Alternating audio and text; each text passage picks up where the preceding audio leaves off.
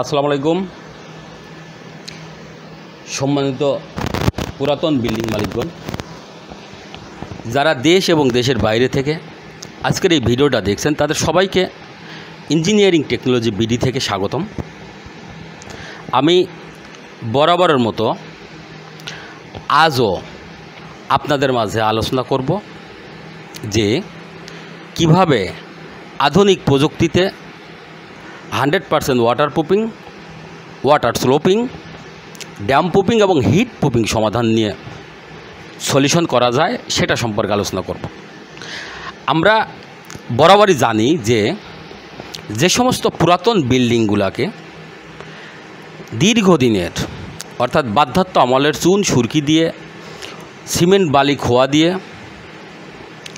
জলসাত করা থাকে, সেইগুলার থাকা অবস্থায় যদি আপনার বিল্ডিংয়ের ছাদ দিয়ে পানি পড়ে তাহলে আমরা প্রথমে লোকাল যে মিস্ত্রি থাকে, রাজমিস্ত্রি, আমরা তাদের থেকে পরামর্শ নেই।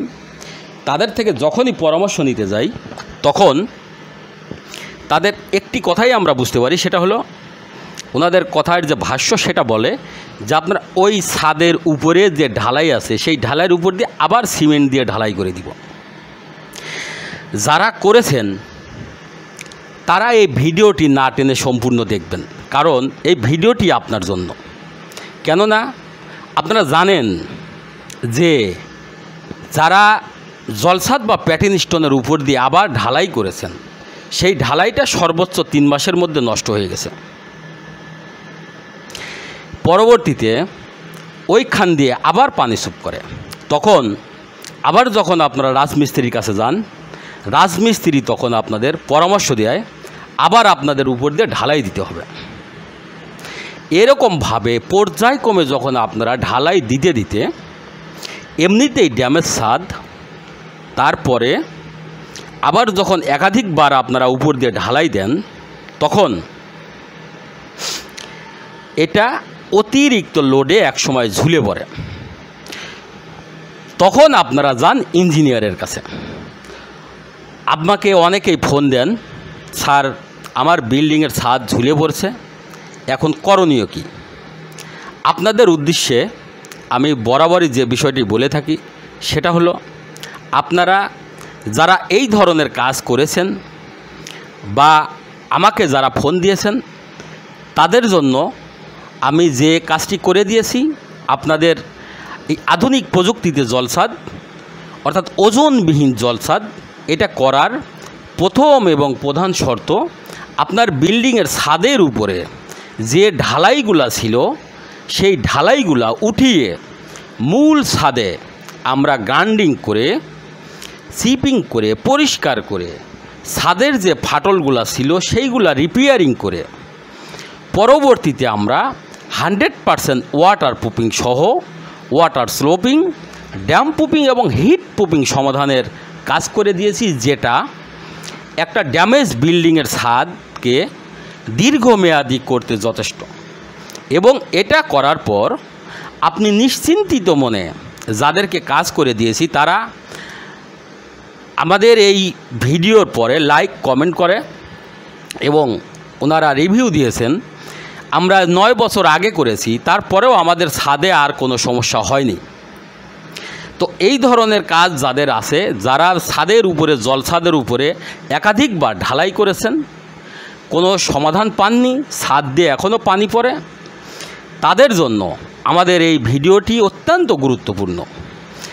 সারা বাংলাদেশের টেকনাফ থেকে তেঁতুলিয়ায় কাজ বা পরামর্শের জন্য যোগাযোগ করবেন ইঞ্জিনিয়ারিং টেকনোলজি বিডি, মোবাইল 01712223213, 01713740034। এছাড়াও আমাদের engineering technology BD YouTube channel আছে, engineering technology BD Facebook page আছে, ওয়েবসাইট আছে। সেখানে আপনারা নিয়মিত আপডেট পেতে অবশ্যই বেশি বেশি লাইক, কমেন্ট, শেয়ার করবেন।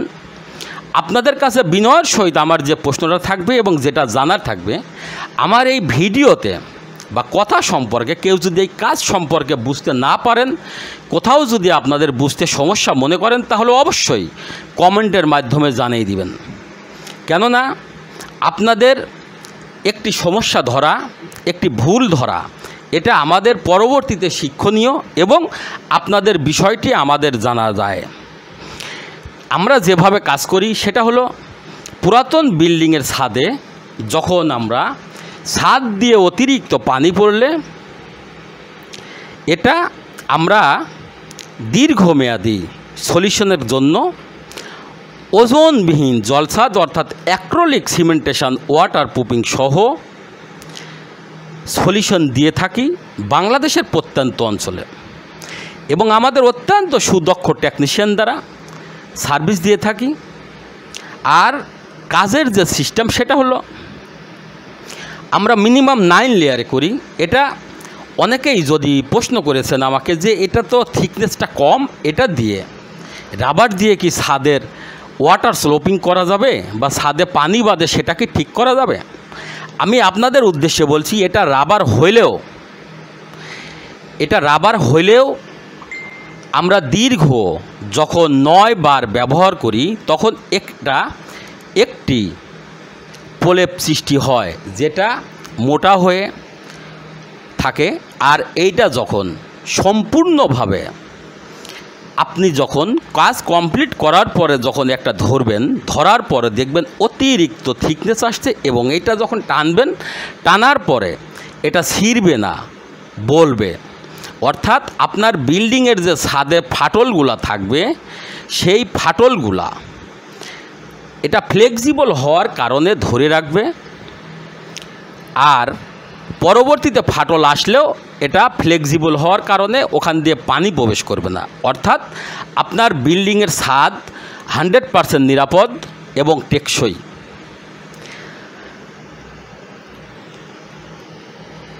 আমরা পুরাতন বিল্ডিংয়ের ছাদগুলোতে যখন কাজ করি তখন প্রথমে আগে ছাদের প্যাটিন স্টোন বা জল ছাদ উঠিয়ে নিয়ে মূল ছাদে গান্ডিং করি। গান্ডিং করার পরে ওইটাকে আমরা যে ফাটলগুলো থাকে সেই ফাটলগুলো ফাইন্ড আউট করে নেই, শনাক্ত করি। শনাক্ত করার পর টোটাল ছাদকে 100% ওয়াটার প্রুফিং করে নেই। ওয়াটার প্রুফিং করে পরবর্তীতে আমরা ছাদের যে ফাটলগুলো থাকে সেই ফাটলগুলা ইউএস থেকে আমদানিকৃত সিলিকন দিয়ে আমরা ওটাকে রিপেয়ারিং করি। রিপেয়ারিংয়ের পরে নিচে যে ওয়াটার প্রুফিংটা করলাম এই ওয়াটার প্রুফিংই আবার করি। করার পরে পরবর্তীতে যেসব জায়গাগুলোতে অতিরিক্ত গ্যাপ থাকে, বৃষ্টির পরে ছাদে পানি বেঁধে থাকে, পানিটা পানির লাইনে যায় না, সেই সমস্ত জায়গাগুলোতে সহ এবং নিচের ওয়াটার প্রুফিংকে প্রোটেকশনের জন্য সিমেন্টের পরিবর্তে আমরা এডিসিভের সঙ্গে 4টা কেমিক্যাল অ্যাডজাস্ট করি। অ্যাডজাস্ট করার পরে এটাকে রাবার বানাই। রাবার বানিয়ে ওটাকে থিকনেস করে মিনিমাম 3 কোট, উপরে 5 কোট 7 কোট পর্যন্ত ব্যবহার করে আমরা ওয়াটার স্লোপিং নিশ্চিত করি। নিশ্চিত করার পর নিচে যে ওয়াটার প্রুফিংটা করলাম সেই ওয়াটার প্রুফিংটা আবার করি। সম্মানিত ক্লায়েন্টগণ, আপনারা প্রশ্ন করতে পারেন যে সিমেন্ট ব্যবহার না করে আমরা এডিসিভ ব্যবহার করলাম কেন? আপনারা জানেন যে পুরাতন বিল্ডিংয়ের ছাদে যখনই সিমেন্ট ব্যবহার করা হয় তখনই এটার একটা ফাটল আসে। এডিসিভটা ব্যবহার করার উদ্দেশ্য হলো এডিসিভ দিয়ে আমরা রাবার বানাই এবং এটাও ফ্লেক্সিবল হয়। ফ্লেক্সিবল হওয়ার কারণে এটা বিল্ডিংয়ের ছাদে ফাটল আসলেও এটা ধরে রাখবে। এবং এর পরবর্তীতে নিচে যে ওয়াটার প্রুফিংটা করলাম এই ওয়াটার প্রুফিংটা আবার করা হয়। করে আপনারা এখন যে কোটেশনটা দেখছেন এটা হলো লাস্ট এবং ফাইনাল কোট। এই বিল্ডিংটা না, এটা মসজিদ। এই মসজিদে অতিরিক্ত গরম লাগে, অর্থাৎ দুপুর পরে ভ্যাপসা গরমের জন্য এটা হোয়াইট কালার দিয়ে ফিনিশিং করা হচ্ছে। এটা যখন ফাইনালি কোট হবে, ফাইনাল কোটটা যখন ব্যবহার হবে তখন সূর্যের আলোটা যখন আপনার বিল্ডিংয়ের ছাদে পড়বে তখন আলোটাকে রিফ্লেক্ট করে দিবে, অর্থাৎ সূর্যের আলোকে ব্যাক করে দিবে। ব্যাক করে দেওয়ার কারণে আপনার বিল্ডিংয়ের ছাদ গরম হওয়াকে বাধাগ্রস্ত করবে। আর ছাদ যদি গরম না হয় তাহলে আপনি নিশ্চিন্তিত মনে রুমের মধ্যে থাকতে পারবেন, ভ্যাপসা গরম লাগবে না। সারা বাংলাদেশের প্রত্যন্ত অঞ্চলে সার্ভিস বা পরামর্শের জন্য অবশ্যই যোগাযোগ করবেন স্ক্রিনে দেওয়া নাম্বারে। আবারও দেখা হবে পরবর্তী কোনো ছাদে। সে পর্যন্ত আপনাদের সুস্থতা কামনা করে আজকের মতো এখানেই বিদায়। আল্লাহ হাফেজ। আসসালামু আলাইকুম।